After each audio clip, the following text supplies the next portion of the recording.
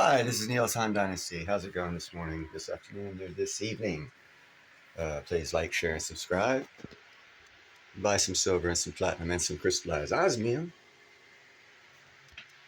Be kind, helpful, and grateful because Stryker wants you to be. Check out this shirt. Don't know if you can see that. It's a good representation. It says Neighborhood Watch. Neighborhood Watch. See, people in the neighborhood made this shirt or had it made for me because I'm kind, helpful, grateful. This shirt is a result of that, and the spelling and writing of words on it are a demonstration of the respect people have for me in this neighborhood, showing through time, lots of it over 2 decades, of my civil actions for our neighborhood to keep it clean, safe, and as free from crime as possible by doing certain things. So that's why I have that shirt, and that is a representation of living a lifestyle of being kind, helpful, and grateful. You garner respect and accolades from your neighbors of all races, age, lifestyles. They know you're a good person, and that comes from being kind, helpful, and grateful. So I just wanted to elaborate on that a little bit more before we talk about nature's batteries at the bottom of ocean. Just have a thing. It's 9 days old, but I figured it was just as important. 9 days old. You may remember back in July 2023, I had a bit of a rant about the prospect of sending giant vacuum cleaners to the bottom of our oceans to suck up billions of so-called polymetallic nodules to make a quick buck on the world commodity markets. Of course, everything else that exists down there would get sucked up as well, and the plume of silt that would be kicked up as a result would kill off anything that got left behind, 99% of which we haven't even discovered yet. I thought that was a really bad idea, and I said so. What I didn't know at the time, and apparently nor did anyone else, is that those metallic nodules are not just sitting there benignly doing nothing.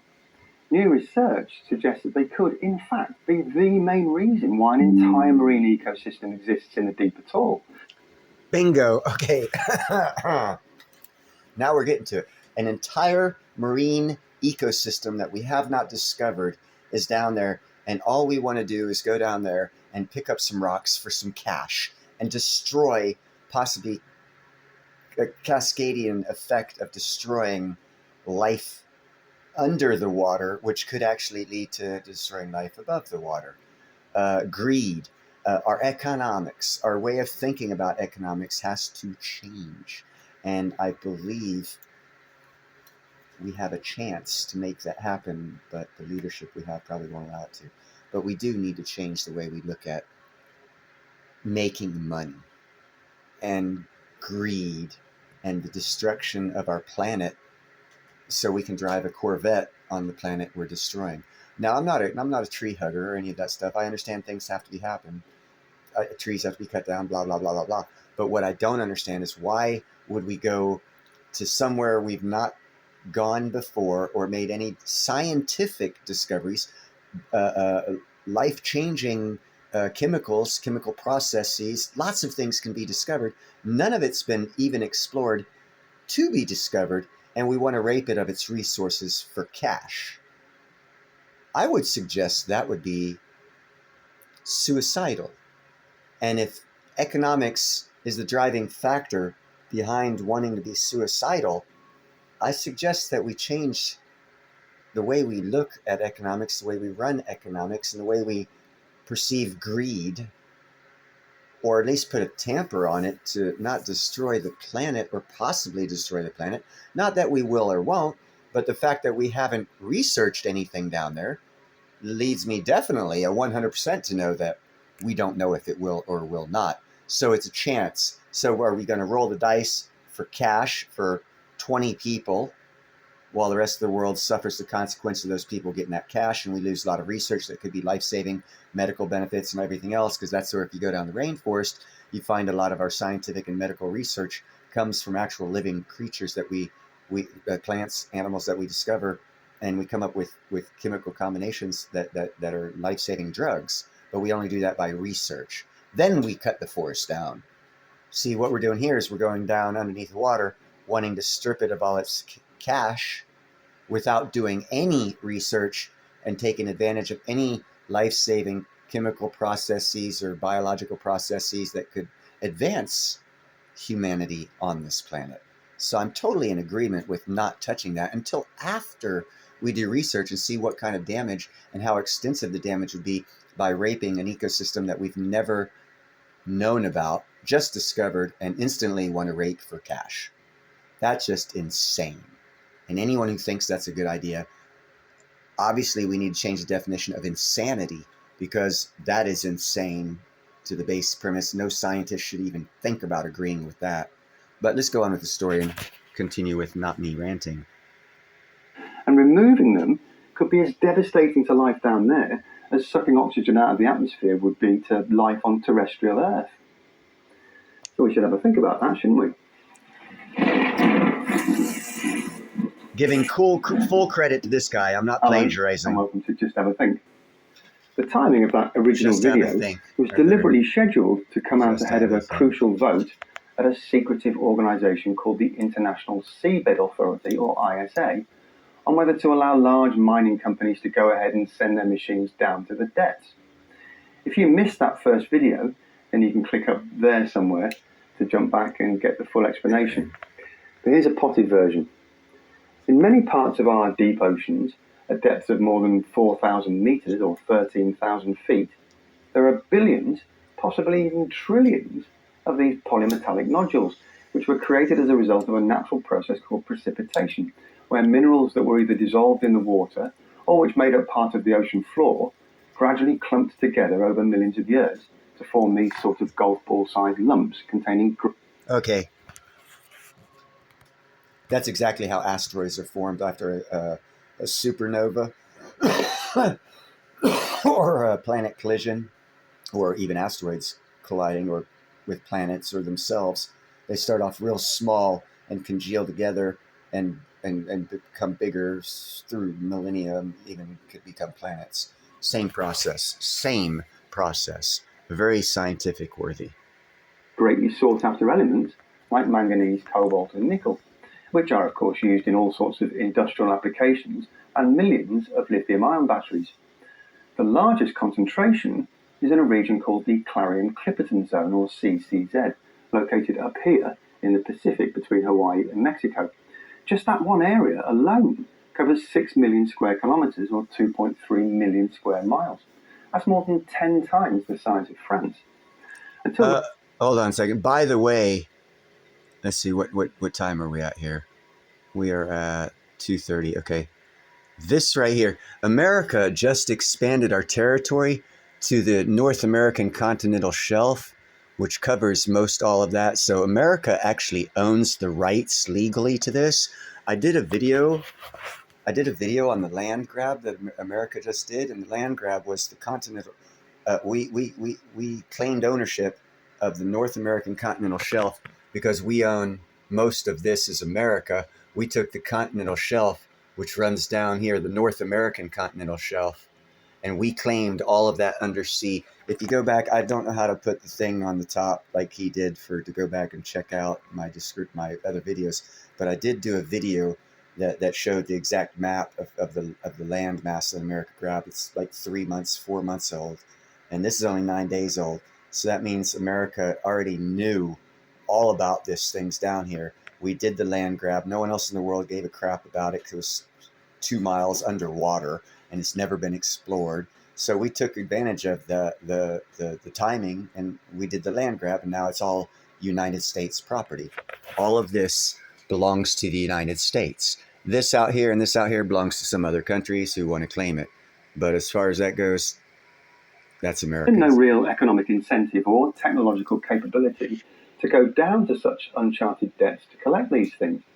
But now the mining companies tell us that it can be done using a fleet of remotely operated vehicles, or ROVs, that they say will act a bit like industrial scale vacuum cleaners to suck the nodules up to the surface.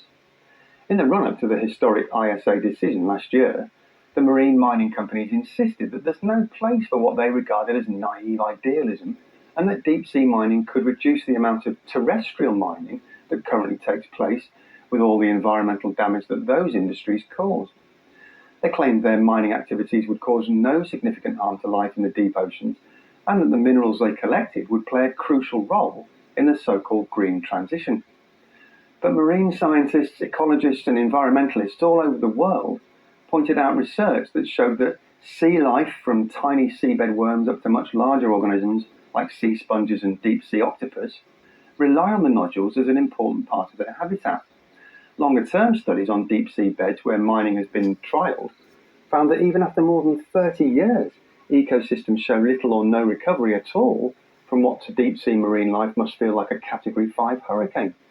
Losing those creatures, and countless others that we probably don't even know about yet, could have a knock-on effect further up the food chain, the scientists say, eventually impacting even apex predators like sharks and intelligent marine mammals like dolphins and whales.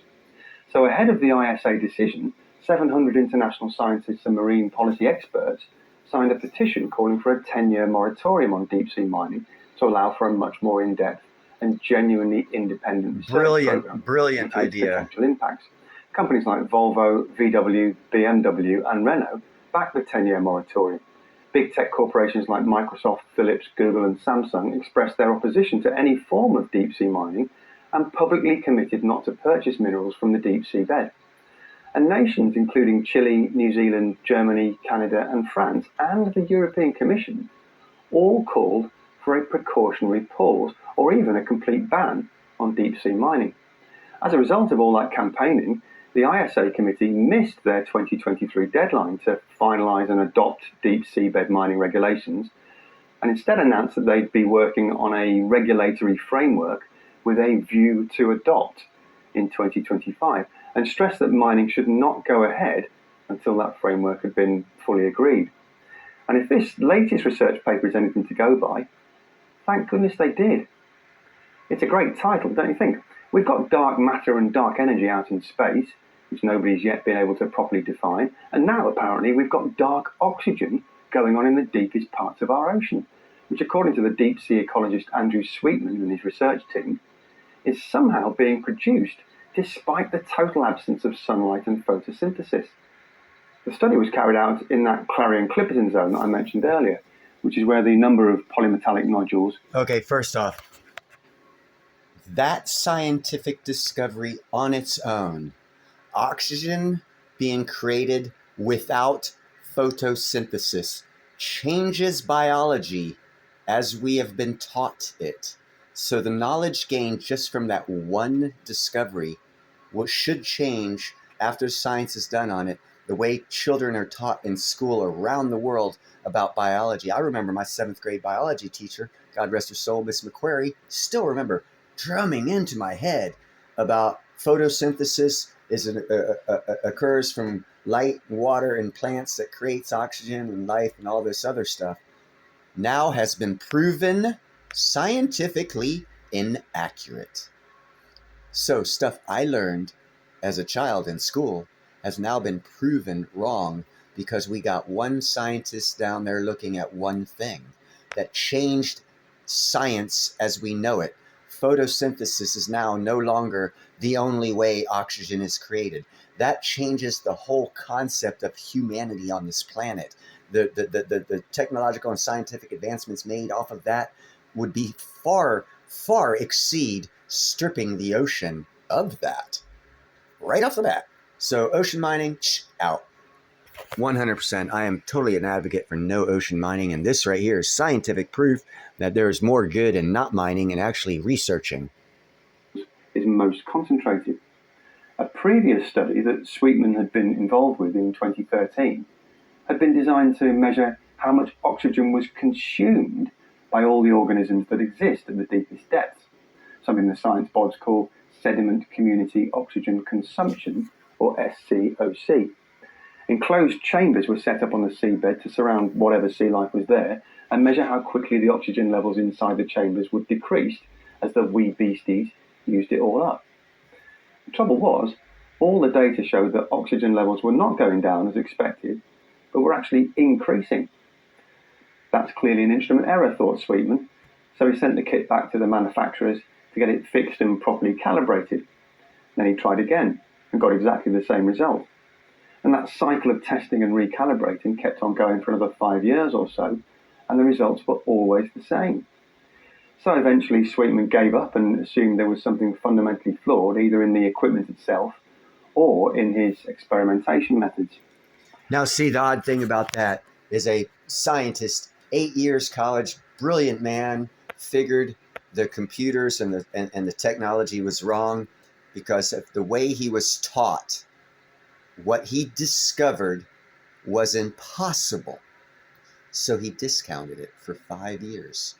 He disbelieved the facts and evidence he got because of the way he was taught in schools. And he went to school for advanced schools for over 8 years, and he denied what he was seeing with his eyes and what their computers and machines were telling him because he was taught that was wrong. Wow. So we could have had technology 5 years sooner if he'd have been more smart. Then, in 2021, Sweetman took part in another environmental survey in the same area, this time sponsored by the Metals Company, which is one of those deep-sea mining outfits that I mentioned just at the start of the video. Exactly the same methodology was used, with the same enclosed chambers being set up on the sea floor, except this time, perhaps as a result of the slightly different focus of the study, Sweetman had his eureka moment. He realised he'd been completely ignoring the polymetallic nodules that were also enclosed in the chambers, assuming them to be totally inert and irrelevant. But it turns out they're not inert, and they're certainly not irrelevant. Having tested for just about every other conceivable source of oxygen generation in the zone, and discounted each of them as not statistically significant, Sweetman turned his attention to the nodules themselves and found an electrical potential difference across each of them that was as high as 0.95 volts. He realised that this effectively made each nodule into a battery that could cause small amounts of seawater to split into oxygen and hydrogen. It's essentially the same reaction that takes place when I drop a battery into a glass of salty water. I'll pop that down there so the camera can see it. Hopefully you can see there are bubbles coming off there, and that's hydrogen and oxygen gas being separated out from the water via electrolysis caused by the battery. Now, for full disclosure, the battery I'm using here to demonstrate the phenomenon has an electrical potential difference between the positive terminal and the negative terminal of 1.5 volts. And here's where the paper gets a bit technical. It tells us that the oxygen evolution reaction requires an input voltage of 1.23 volts plus an overpotential of approximately 0.37 volts to split seawater into hydrogen and oxygen at the mean pH value of 7.41 found in that region. But it's possible to lower that by several hundred millivolts if you've got metal catalysts like manganese oxides and nickel in the mix, which is exactly what you have got in the polymetallic nodules. The researchers also found large tunnel areas and lots of defect sites in the nodules caused by the natural way they'd formed over millions of years. Those tunnels and defects optimize the absorption of reactants and enhance conductivity and catalytic performance. So had Sweetman found the smoking gun evidence of oxygen production that had eluded him for so long? Well, like all good scientists, he didn't take the results for granted. He took some nodules back to the lab to do some proper testing in controlled conditions. And sure enough, when they set up the same water temperature, salinity and pH values on a test rig where only the polymetallic nodules were present, they got the same oxygen production, leading them to the hypothesis that the so-called dark oxygen production, or DOP, on the deep seabed may be at least partly as a result of seawater electrolysis, with the necessary energy coming from the potential difference between metal ions within the nodule layers. All sorts of questions still remain, of course, including the exact identity of the energy sources, the influence of different chemistries within the nodule layers, how stable the Yeah, all of these questions have to be answered, and we want to go ahead and mine them for cash instead. Instead of getting answers to a scientific discovery, we will forego that for cash. Let's get involved with this program here, people. There's more money in the scientific discoveries that will be made from the deep sea floorbed that actually will affect our lives through time if we disrupt them. And we might actually gain a greater understanding of how life actually works. I've done several videos on plants communicating and actually being alive, just like we are. They communicate, they go to war, they do chemical warfare, they dance, they sing, they do all this stuff. I did a video on it. Japanese scientists have proven everything I just said that you think I'm an idiot for saying. But I've done some personal research in South Zambia, and I discovered that the trees elephants like to eat the leaves off of actually change chemical components. As soon as one limb is stripped of leaves by an elephant, the whole grove of those trees, the tree that got stripped, changes its chemistry in its leaves to make it not taste sweet to the elephant, but make it taste bitter to the elephant, which shows life. Not only does it do that, it puts out a pheromone, and also through the mycelia network hooks up with the other trees of similar origin of that tree, and instantaneously every tree around that tree changes its chemistry to a bitter taste to where the elephants won't eat that leaf off that tree, thus killing the tree. So that proves that plants are alive, but no one wants to believe that, especially vegans. Vegans hate knowing that they're actually biting the head off of the tiger or the cow, or actually just biting into it when they eat vegetables, because our thought process on what is and is not life has been limited to the three-dimensional thought process of life can only be like us, and it can't exist in any other form than the mammalian, reptilian, crustacean, avian.